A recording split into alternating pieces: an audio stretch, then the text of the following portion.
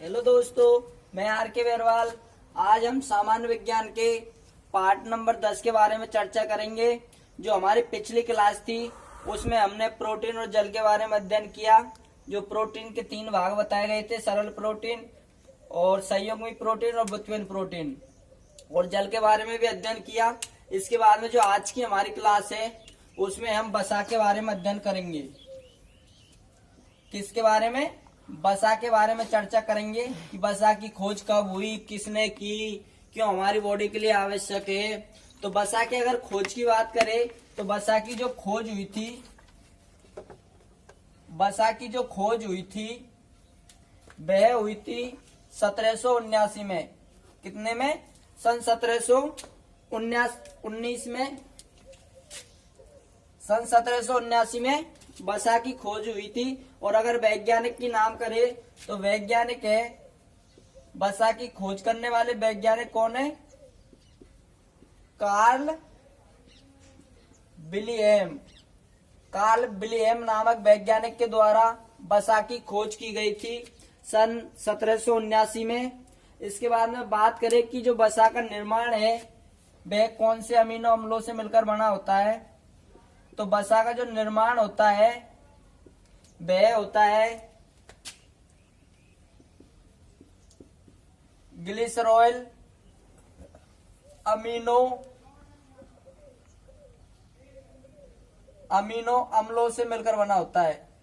Amino अम्लों से मिलकर वसा का निर्माण होता है। और अगर इसकी कंपोजिशन की बात करें कि वसा के अंतर्गत कौन कौन से तत्व पाए जाते हैं, तो वसा के अंदर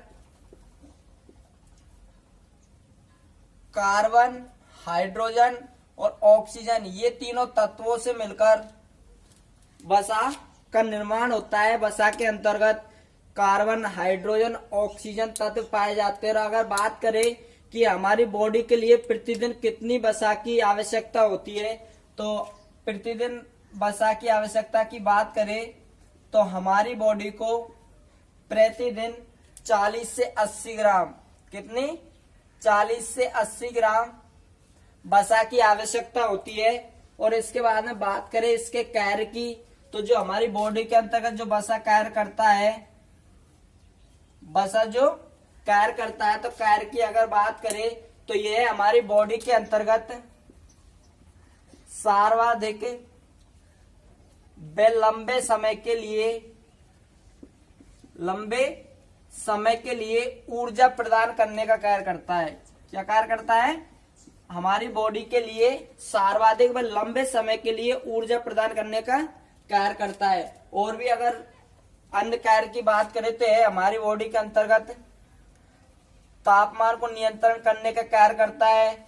और जो चोट लगती है तो चोट को भरने का भी कार्य करता है। क्या करता है? तापमान को नियंत्रण करने का भी कार्य करता है, चोट को भरने का भी कार्य करता है।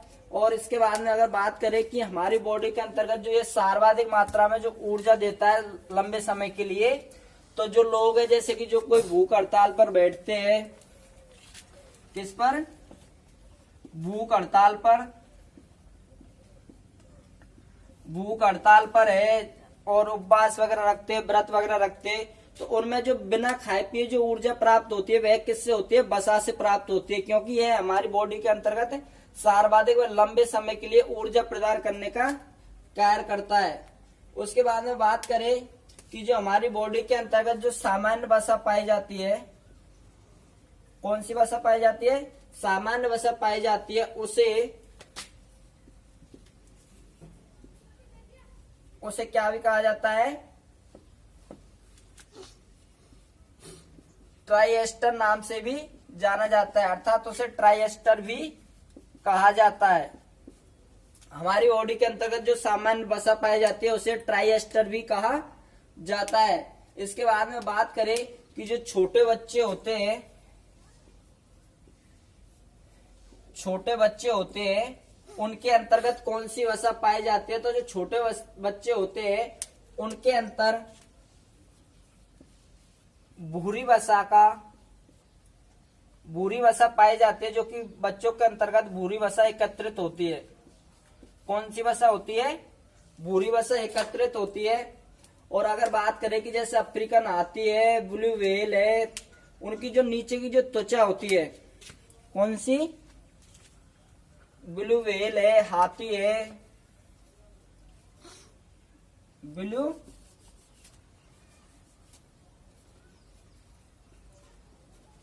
व्हेल, हाथी है, तो उनकी जो त्वचा होती है, नीचे वाली जो त्वचा की जो परत होती है, उसके अंतर्गत बसा पाई जाती है। त्वचा के जो नीचे की परत होती है उसके अंतर्गत बसा पाई जाती है। उसे क्या कहा जाता है, बलवन नाम से जाना जाता है। किस नाम से जाना जाता है, बलवन नाम से जाना जाता है। जो ब्लू व्हेल है, हाथी है, उनकी जो त्वचा है उसकी जो नीचे की परत में जो बसा पाई जाती है उसे क्या कहा जाता है, बलवन नाम से जाना जाता है। अगर इसके स्रोत की बात करें कि किन चीजों से हमारी बॉडी को सर्वाधिक मात्रा में वसा प्राप्त होती है, तो स्रोत की बात करें तो जैसे घी है, दूध है घी है, दूध है, मक्खन है, इन चीजों का उपयोग करने से हमारी बॉडी के अंतर्गत सर्वाधिक मात्रा में वसा की प्राप्ति होती है। और उसके बाद में बात करें पीने योग्य पदार्थों में, तो जो पीने योग्य पदार्थ है उनमें जो भैंस का जो दूध होता है, भैंस का दूध होता है उसमें सर्वाधिक मात्रा में वसा पाई जाती है पीने योग्य पदार्थों में। और वैसे जो घी है, दूध है, मक्खन है, उनमें सर्वाधिक मात्रा में वसा पाई जाती है। अगर हम बात करें कि जो प्रकृति के अंतर्गत जो सर्वाधिक जो वसा पाई जाती है वह पाई जाती है रेडियल नामक एक प्राणी है, उसके दूध के अंतर्गत सर्वाधिक मात्रा में वसा पाई जाती है। क्वेश्चन आए कि प्रकृति के अंतर्गत सर्वाधिक मात्रा में वसा पाई जाती है किसके दूध में, रेडियल के दूध में सर्वाधिक मात्रा में वसा पाई जाती है। और बात करें कि पीने योग्य जो पदार्थ है उनमें जो भैंस का दूध है उसमें सर्वाधिक मात्रा में पाई जाती है। जबकि अन्य स्रोतों की बात करें तो अन्य स्रोतों के अंतर्गत जैसे घी है, दूध है, मक्खन है, इनके अंतर्गत सर्वाधिक मात्रा में वसा पाई जाती है। उसके बाद में बात करें कि जो संरचना के आधार पर वसा को 3 भागों में विभाजित किया गया है, अर्थात पहला है जो सरल वसा है, दूसरा है संयोगी वसा है, तीसरा है व्युत्पन्न वसा है। पिछली जो क्लास में हमने प्रोटीन पढ़ा था उसमें भी प्रोटीन को 3 भागों में बांटा गया था, सरल प्रोटीन, व्युत्पन्न प्रोटीन और संयोगी प्रोटीन। तो उसी प्रकार वसा को भी 3 भागों में बांटा गया है, सरल वसा है, संयोगी वसा है, व्युत्पन्न वसा है। एक बार फिर से देख लो वसा की खोज कब हुई थी, सन 1779 में वसा की खोज की गई थी कार्ल विल्हेम नामक वैज्ञानिक के द्वारा। इसके अगर निर्माण की बात करें तो इसका जो निर्माण होता है वह ग्लिसरॉल अमीनो अम्लों से मिलकर होता है। और इसके अगर कंपोजिशन की बात करें कि वसा के अंतर्गत कौन कौन से तत्व पाए जाते हैं, तो वसा के अंतर्गत कार्बन, हाइड्रोजन और ऑक्सीजन तत्व पाए जाते हैं। अगर इसकी आवश्यकता की बात करें कि प्रतिदिन एक स्वस्थ व्यक्ति को कितनी वसा की आवश्यकता होती है, तो वह होती है 40 से लेकर 80 ग्राम की।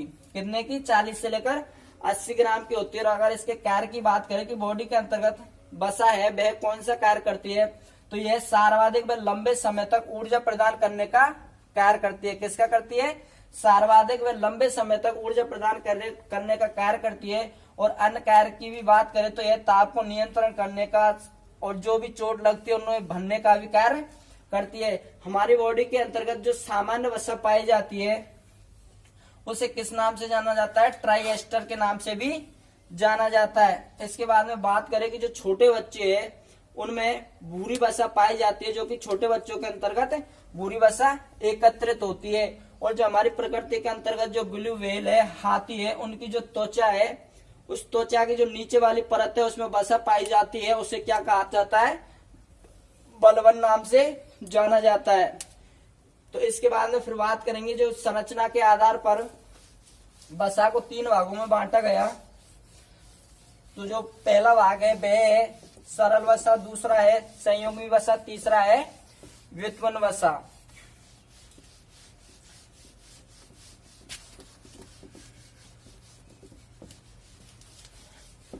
पहला कौन सा है, सरल वसा। पहला है सरल वसा। संरचना के आधार पर वसा को 3 भागों में बांटा गया है। कितने भागों में? 3 भागों में बांटा गया है। तो पहला जो भाग है वह है सरल वसा। तो सरल वसा की अगर बात करें कि इसका निर्माण है वह किससे होता है, तो सरल वसा का जो निर्माण होता है, सरल वसा का जो निर्माण होता है वह ग्लिसरॉल अमीनो अम्लों से मिलकर होता है। जो कि अभी वसा का निर्माण होता है वही सरल वसा है। मैंने अभी बताया था जो सामान्य वसा है, सरल वसा है, उसे किस नाम से जाना जाता है? ट्राइएस्टर के नाम से जाना जाता है। तो सरल वसा है उसका निर्माण भी किससे होता है? ग्लिसरॉल अमीनो अम्लों से मिलकर बना होता है। और अगर इसके स्रोत की बात करें कि किन चीजों से हमें सरल वसा प्राप्त होती है, तो इसमें घी है, मक्खन है, मक्खन है, चीड़ का तेल है। इसका चीड़ का तेल है, नारियल का तेल है, नारियल का तेल है। इन चीजों का उपयोग करने से हमारी बॉडी के अंतर्गत सरल वसा की पूर्ति हो जाती है। इसके बाद में बात करें सेकंड प्रोटीन की, तो सेकंड वसा की, तो सेकंड वसा को संयुग्मी वसा के नाम से जाना जाता है। किसके नाम से? संयुग्मी वसा के नाम से जाना जाता है। इसके निर्माण की अगर बात करें तो इसका जो निर्माण होता है, इसका निर्माण ग्लिसरॉल व अन्य अमीनो अम्लों के तत्वों से मिलकर होता है। किससे? अन्य अमीनो तत्वों से मिलकर किसका निर्माण होता है? संयुग्मी वसा का निर्माण होता है। और इसके बाद में अगर बात करें तीसरे वसा की, तो तीसरा जो भाग है वह है व्युत्पन्न प्रोटीन। कौन सा? व्युत्पन्न प्रोटीन, व्युत्पन्न वसा। पहला था सरल वसा, दूसरा था संयुग्मी वसा, तीसरा है व्युत्पन्न वसा। तो व्युत्पन्न वसा के अगर निर्माण की बात करें तो इसका जो निर्माण है वह सरल वसा और संयुग्मी वसा, सरल वसा और संयुग्मी वसा के नष्ट होने से, टूटने से किसका निर्माण होता है? व्युत्पन्न वसा का निर्माण होता है। सरल वसा और संयुग्मी वसा, इन दोनों के नष्ट होने से किसका निर्माण होता है? व्युत्पन्न वसा का निर्माण होता है। और अगर बात करें कि जैसे मेल है, फीमेल है, तो मेल और फीमेल के अंतर्गत, मेल के अंतर्गत टेस्टोस्टेरोन जनन हार्मोन पाया जाता है। कौन सा? जनन हार्मोन पाया जाता है। जबकि बात करें फीमेल की, तो फीमेल के अंतर्गत एस्ट्रोजन, कौन सा? एस्ट्रोजन व प्रोजेस्टेरोन। कौन सा जनन हार्मोन पाया जाता है? पुरुष के अंतर्गत तो टेस्टोस्टेरोन और महिला के अंतर्गत एस्ट्रोजन व प्रोजेस्टेरोन, 2 हार्मोन पाए जाते हैं महिला के अंतर्गत। तो ये थे वसा। उसके बाद में बात करेंगे डीएनए न्यूक्लिक अम्ल के बारे में। इसके बारे में न्यूक्लिक अम्ल के बारे में वसा का बता दिया, कब खोज हुई, कितने भागों में संरचना के आधार पर बांटा गया है। उसके बाद में बात करेंगे न्यूक्लिक अम्ल की। तो न्यूक्लिक अम्ल की अगर बात करें तो न्यूक्लिक अम्ल का जो निर्माण होता है वह डीएनए और आरएनए से मिलकर होता है। किससे? डीएनए प्लस आरएनए से मिलकर किसका निर्माण होता है? न्यूक्लिक अम्ल का निर्माण होता है। और अगर इसकी खोज की बात करें कि जो न्यूक्लिक अम्ल है उसकी खोज किसने की थी?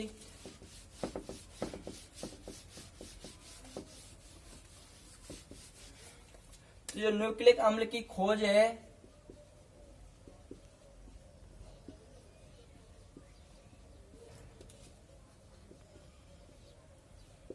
न्यूक्लिक अम्ल की जो खोज की गई थी वह एफ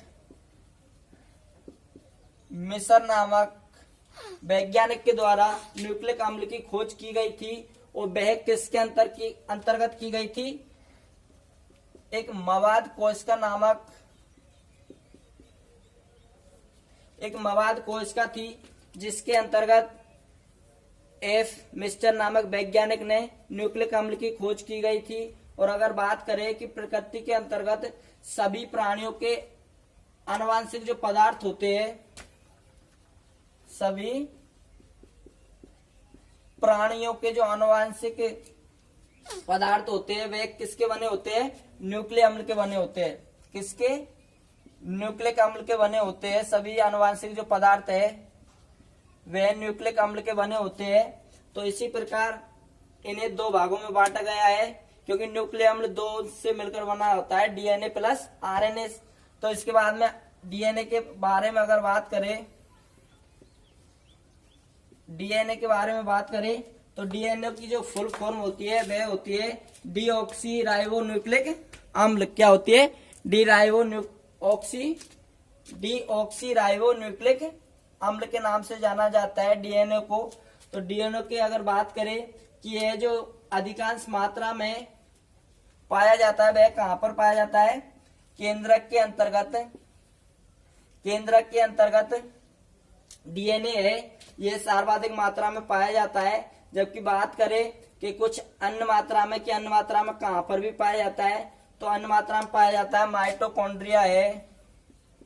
माइटोकॉन्ड्रिया के अंतर्गत भी कुछ मात्रा में डीएनए पाया जाता है। और बात करें जो डीएनए है यह हरित लवक के अंतर्गत भी पाया जाता है। जबकि सर्वाधिक मात्रा में तो केंद्रक के अंतर्गत पाया जाता है, जबकि कुछ मात्रा मतलब कम मात्रा में माइटोकॉन्ड्रिया और हरित लवक के अंतर्गत भी डीएनए पाया जाता है। और अगर बात करें कि डीएनए के अंतर्गत जो क्षार है वह चार प्रकार के क्षार है वे डीएनए के अंतर्गत पाए जाते हैं। पहले क्षार की अगर बात करें तो पहला क्षार है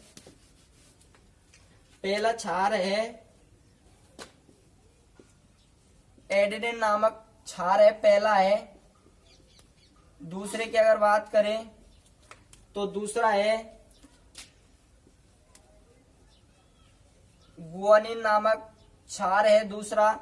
और तीसरे की अगर बात करें तो तीसरा है थायमिन नामक क्षार पाया जाता है डीएनए के अंतर्गत। और चौथे की अगर बात करें तो चौथा है साइटोसिन नामक क्षार। ये चारों क्षार किसके अंतर्गत पाए जाते हैं? डीएनए के अंतर्गत चार प्रकार के क्षार पाए जाते हैं। पहला है एडेनिन, दूसरा है गुआनिन, तीसरा है थायमिन और चौथा है साइटोसिन। ये चार प्रकार के क्षार पाए जाते हैं। और अगर डीएनए के अणु संख्या के आधार पर बात करें कि अणु संख्या के आधार पर किन से मिलकर किसका निर्माण होता है, तो जो एडेनिन है वह थायमिन है, ये दोनों आपस में अणु की संख्या के आधार पर चिपके होते हैं। जबकि जो गुआनिन है और साइटोसिन है ये दोनों अणु संख्या के आधार पर आपस में चिपके होते हैं। कौन कौन से? एडेनिन और थायमिन और गुआनिन और साइटोसिन, ये दोनों अणु संख्या के आधार पर आपस में चिपके होते हैं। और अगर बात करें कि सन 1953 में, कब? सन 1953 में, के बाद में सन 1953 में वॉटसन व क्रेक नामक वैज्ञानिकों के द्वारा द्विकुंडलित संरचना का मॉडल प्रतिपादित किया गया था। किसका? द्विकुंडलित संरचना का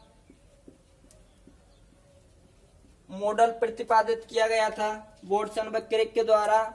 इसीलिए इन्हें इस कार्य के लिए जो द्विकुंडलित जो संरचना का जो मॉडल प्रतिपादित किया गया था, तो इस काम के लिए सन 1962 में वॉटसन व क्रिक के लिए नोबेल पुरस्कार दिया गया था। कौन सा पुरस्कार? नोबेल पुरस्कार दिया गया था, क्योंकि वाटसन व क्रिक के द्वारा सन 1953 में द्वय कुंडलित जो संरचना का मॉडल प्रतिपादित किया गया था, तो इस कार्य के लिए सन 1962 में वाटसन व क्रिक को नोबेल पुरस्कार से सम्मानित किया गया। उसके बाद में अगर डीएनए के कार्य की बात करें, डीएनए के कार्य की अगर बात करें तो यह सभी आनुवंशिक क्रियाओं का संचालन करने में सहायक होता है। सभी आनुवंशिक क्रियाओं को संचालन करने में सहायक होता है। और भी अगर बात करें तो यह प्रोटीन संश्लेषण नियंत्रण में भी सहायक होता है। प्रोटीन जो संश्लेषण होता है उसका जो नियंत्रण है उसमें भी डीएनए सहायक होता है। तो डीएनए के बारे में चर्चा कर ली कि वही न्यूक्लिक अम्ल को दो भागों में बांटा गया है। न्यूक्लिक अम्ल वे दो तत्वों से मिलकर बना है, डीएनए प्लस आरएनए। तो डीएनए के बारे में चर्चा कर ली, उसके बाद में आरएनए के बारे में चर्चा करेंगे। तो आरएनए की अगर बात करें तो आरएनए है जो डीएनए से ही आरएनए का संश्लेषण होता है। किससे होता है? डीएनए से ही आरएनए का संश्लेषण होता है। किसकी बात करते हैं?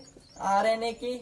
तो आरएनए का जो संश्लेषण है वह किससे मिलकर बना होता है? डीएनए से मिलकर आरएनए का संश्लेषण होता है।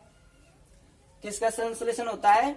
आरएनए का जो संश्लेषण है वह डीएनए से मिलकर बना होता है। और आरएनए के अंतर्गत भी 4 प्रकार के क्षार पाए जाते हैं। जिस प्रकार से डीएनए के अंतर्गत 4 प्रकार के क्षार पाए गए थे, उसी प्रकार आरएनए के अंतर्गत भी 4 प्रकार के क्षार पाए जाते हैं। लेकिन जो डीएनए के अंतर्गत जो एक क्षार है थायमिन, कौन सा? जो थायमिन जो क्षार था उसके स्थान पर आरएनए में यूरेसिल नामक क्षार पाया जाता है। बाकी 3 तो ऐसे के ऐसे ही पाए जाते हैं दोनों के अंतर्गत। लेकिन जो थायमिन है डीएनए के अंतर्गत, उसके स्थान पर आरएनए में कौन सा क्षार पाया जाता है? यूरेसिल नामक क्षार पाया जाता है। और इसी आधार पर कुछ समय बाद में आरएनए को समजात श्रृंखला के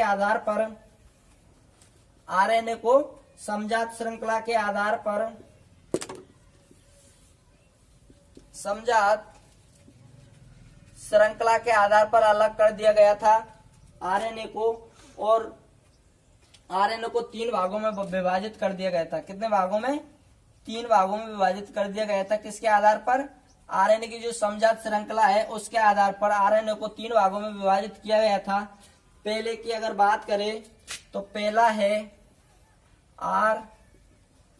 आरएनए, दूसरा है टीआरएनए, तीसरा है छोटा एम आरएनए। समजात श्रृंखला के आधार पर 3 भागों में विभाजित किया गया। पहले भाग की अगर बात करें तो पहला है स्मॉल आर, फिर आरएनए, दूसरा है स्मॉल टी, फिर आरएनए, और जो तीसरा है वह स्मॉल एम और आरएनए। अगर इसमें इनकी फुल फॉर्म की बात करें कि आर की फुल फॉर्म क्या होती है, तो आर की जो फुल फॉर्म है, आर की जो फुल फॉर्म होती है वह होती है रिबोसोमल। और अगर टी की बात करें तो टी की जो फुल फॉर्म होती है वह होती है ट्रांसफर। क्या होती है? ट्रांसफर होती है। और अगर बात करें एम की, तो एम की जो फुल फॉर्म होती है वह होती है मैसेंजर। क्या होती है? मैसेंजर। क्या होती है? मैसेंजर होती है एम की फुल फॉर्म। तो इसकी बात करें जो आरएनए होता है, तो आरएनए के अंतर्गत राइबोसोम पर जो सभी जो छोटे छोटे अणु लगे होते हैं वे प्रोटीन संश्लेषण करने में सहायक होते हैं। किसमें सहायक होते हैं? प्रोटीन संश्लेषण करने में सहायक होते हैं। उसके बाद में बात करें कि जो टीआरएनए पाया जाता है, दूसरा जो भाग पाया जाता है आरएनए का, उसका जो कार्य होता है वह होता है प्रोटीन संश्लेषण में जो विभिन्न अमीनो अम्लों को राइबोसोम पर ले जाने का कार्य किसके द्वारा किया जाता है? टीआरएनए के द्वारा किया जाता है। कि विभिन्न टीआरएनए के द्वारा जो राइबोसोम पर लगे जो राइबोसोम पर जो प्रोटीन संश्लेषण के विभिन्न अमीनो अम्ल लगे होते हैं, उन्हें राइबोसोम पर ले जाने का कार्य किसका होता है? राइबोसोम पर ले जाने का कार्य किसका होता है? सेकंड का टीआरएनए का होता है। और बात करें कि एमआरएनए की, तो एमआरएनए है, यह केंद्रक के बाहर पाया जाता है। कहां पर पाया जाता है? केंद्रक के बाहर पाया जाता है एमआरएनए। और इसकी बात करें कि यह जो अमीनो अम्लों को चुनने में मदद करता है, किस में मदद करता है? अमीनो अम्लों को चुनने में मदद कौन करता है? तीसरा जो है एमआरएनए, यह अमीनो अम्लों को चुनने में मदद करता है और यह केंद्रक के बाहर पाया जाता है। तो ये थे डीएनए और आरएनए। अगर हम बात करें कि तुलना के आधार पर कि डीएनए और आरएनए में कौन कौन सी चीज में विभिन्नताएं पाई जाती है, तो जो डीएनए है और आरएनए है,